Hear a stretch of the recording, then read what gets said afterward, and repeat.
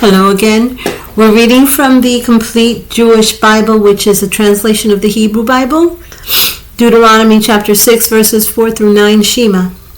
Hear, Israel, Adonai our God, Adonai is one, and you're to love Adonai your God with all your heart, all your being, and all your resources. These words which I am ordering you today are to be on your heart, and you're to teach them carefully to your children. You're to talk about them when you sit at home, when you're traveling on the road, when you lie down, and when you get up. Tie them on your hand as a sign. Put them at the front of your headband, around your forehead, and write them down on the door frames of your house and on your gates. Matthew chapter 6, verses 9 through 14, the Lord's Prayer. Our Father in heaven, may your name be kept holy. May your kingdom come, your will be done on earth as in heaven. Give us the food we need today. Forgive us what we have done wrong, as we too have forgiven those who have wronged us.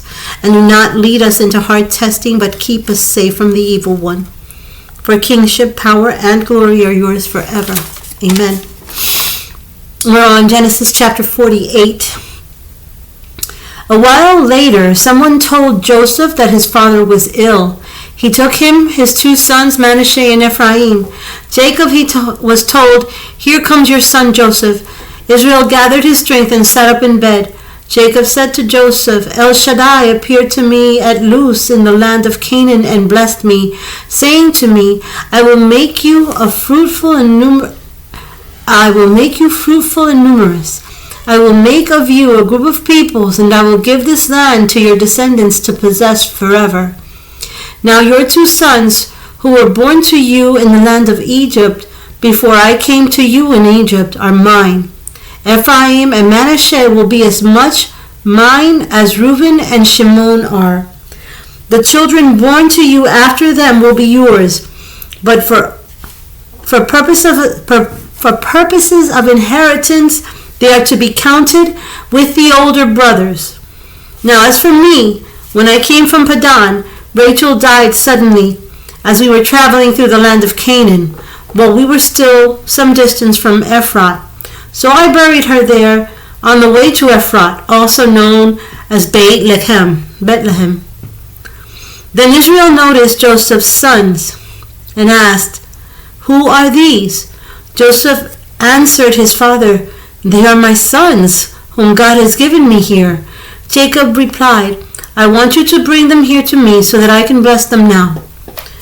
Now Israel's eyes were dim with age, so that he could not see. Joseph brought his sons near to him, and he kissed them and embraced them. Israel said to Joseph, "I never expected to see even you again, but God has allowed me to see your children too." Joseph brought them out from between his legs and prostrated himself on the ground. Then Joseph took them both, Ephraim in his right hand toward Israel's left hand, and Manasseh in his left hand towards Israel's right hand, and brought them near to him.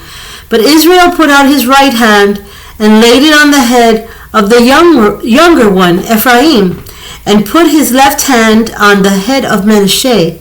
He intentionally crossed his hands, even though Manasseh was the firstborn. Then he blessed Joseph, "The God in whose presence my father Abraham and Isaac lived, the God who has been my own shepherd all my life long to this day, the angel who has rescued me from all harm, bless these boys. May they remember who I am and what I stand for, and likewise my fathers Abraham and Isaac, who they were and what they stood for, and may they grow into teeming multitudes on the earth."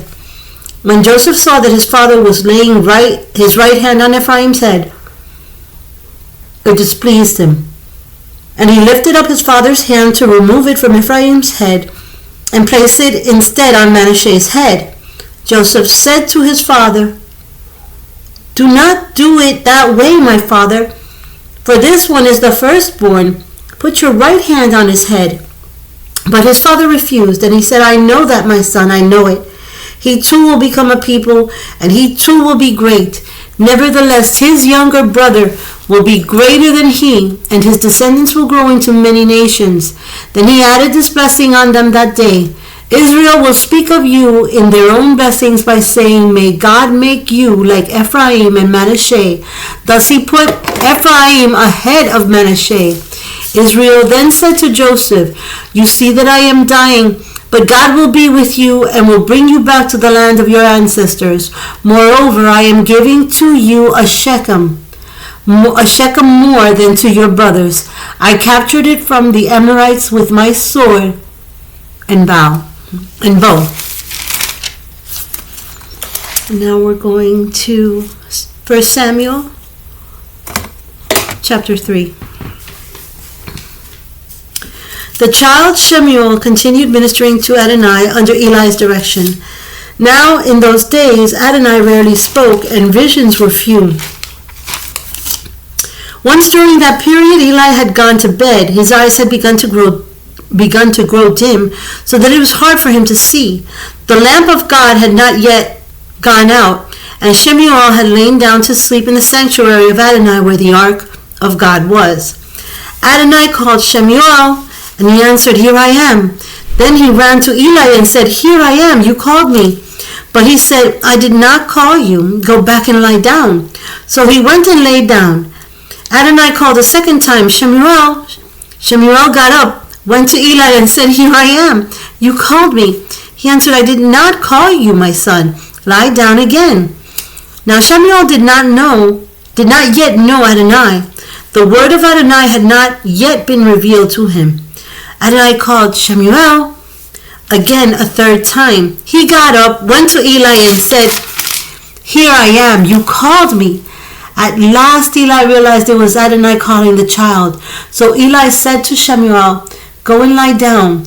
If you are called again, say, speak, Adonai, your servant is listening. Shemuel went and laid down in his place.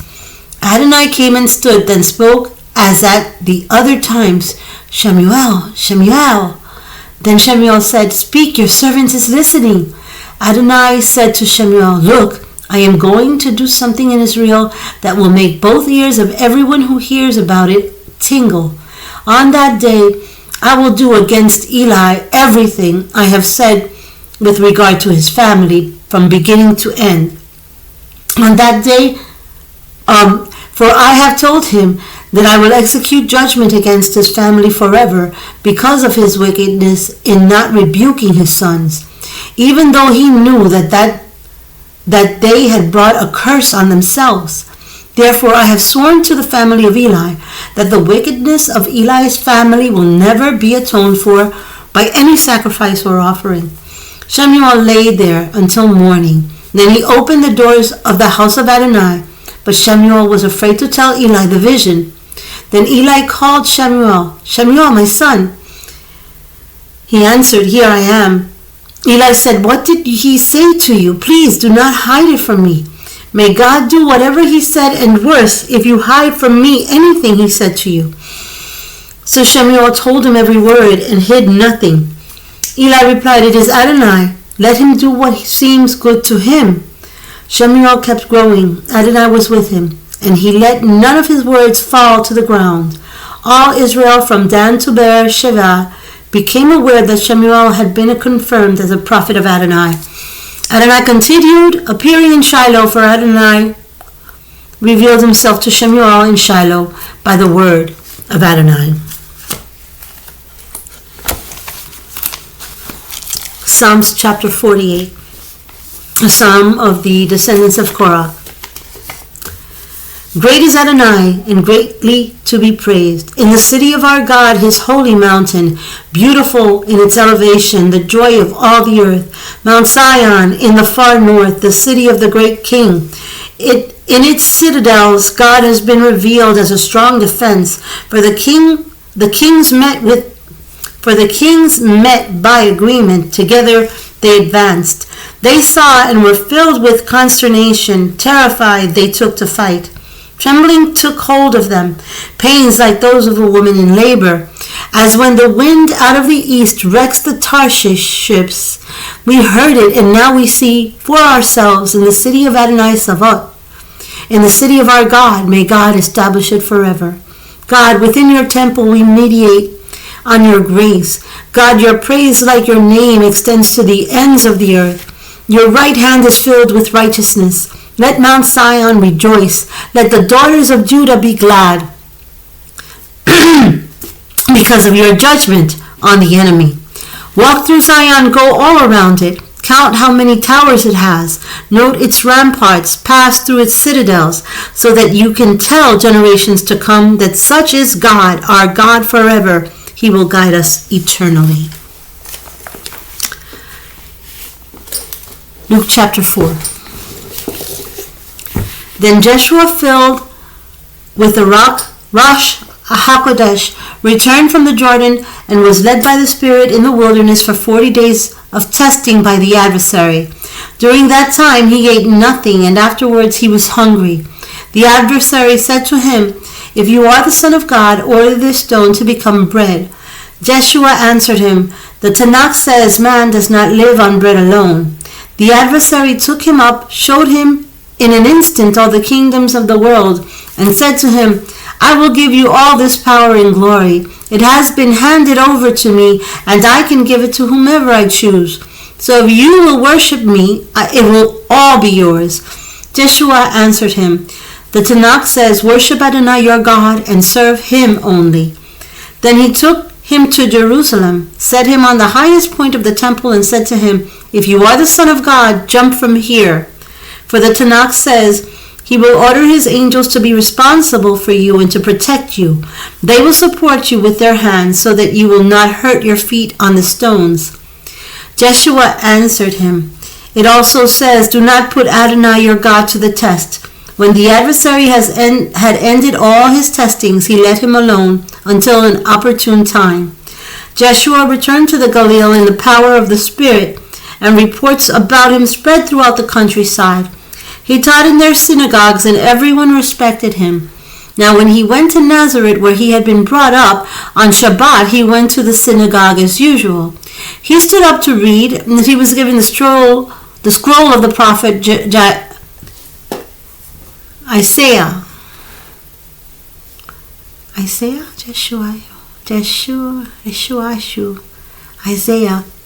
He was given the scroll of the prophet Isaiah. Unscrolling the scroll, he found the place where it was written, "The Spirit of Adonai is upon me, because he has anointed me to announce good news to the poor. He has sent me to proclaim freedom for the imprisoned and renewed sight for the blind, to those who have been crushed, to proclaim a year of the favor of Adonai." After closing the scroll and returning it to the Shamash, he sat down, and the eyes of everyone in the synagogues were fixed on him. He started to speak to them. "Today, as you heard it read, the passage of the Tanakh was fulfilled." Everyone was speaking well of him and marveling that such appealing words were coming from his mouth. They were even asking, "Can this be Joseph's son?" Then Joshua said to them, "No doubt you will quote to me this proverb, 'Doctor, cure yourself. We've heard about all the things that have been going on over in Capernaum. Now do them here in your own hometown." "Yes," he said, "I tell you that no prophet is accepted in his hometown. It is true, I am telling you, when Elijah was in Israel and the sky was sealed off for 3.5 years, so that all the land suffered a severe famine, there were many widows. But Elijah was sent to none of them, only to a widow in Zarephath in the land of Sidon.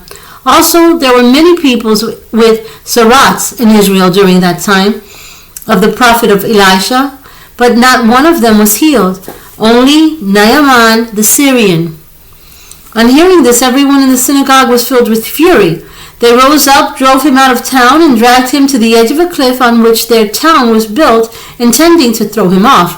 But he walked right through the middle of the crowd and went away. He went down to Capernaum, a town in the Galilee, and made a practice of teaching them on Shabbat. They were amazed at the way he taught, because his word carried the ring of authority. In the synagogue there was a man who had an unclean demonic spirit, who shouted in a loud voice, "Yah! What do you want with us, Joshua from Nazareth? Have you come to destroy us? I know who you are, the Holy One of God." But Yeshua rebuked him. "Be quiet and come out of him." The demonic spirit threw the man down in the middle of the crowd and came out of him, having done him no harm. They were all astounded and said to one another, "What kind of teaching is this? Why, he gives orders with power and authority to the unclean spirits, and they come out." And reports about him went out through the whole surrounding districts. Leaving the synagogue, he went to Shimon's house. Shimon's mother-in-law was suffering from a high fever, and they asked him to do something for her. So standing over her, he rebuked the fever, and it left her. She immediately got up and began helping. After sunset, all those who had people sick with various diseases brought them to Yeshua, and he put his hands on each of them and healed them. Also demons came out of many, crying, "You are the Son of God." But rebuking them, he did not permit them to say that they knew he was the Messiah. When day had come, he left and went away to a lonely spot. The people looked for him, came to him, and would have kept him from leaving them. But he said to them, "I must announce the good news of the kingdom of God to the other towns too. This is why I was sent." He also spent time preaching in the synagogues of Judah. Numbers chapter 6 verses 24 through 26. May Adonai bless you and keep you. May Adonai make his face shine on you and show you his favor. May Adonai lift up his face towards you and give you his shalom. Thank you so much again for joining us. Until next time, shalom.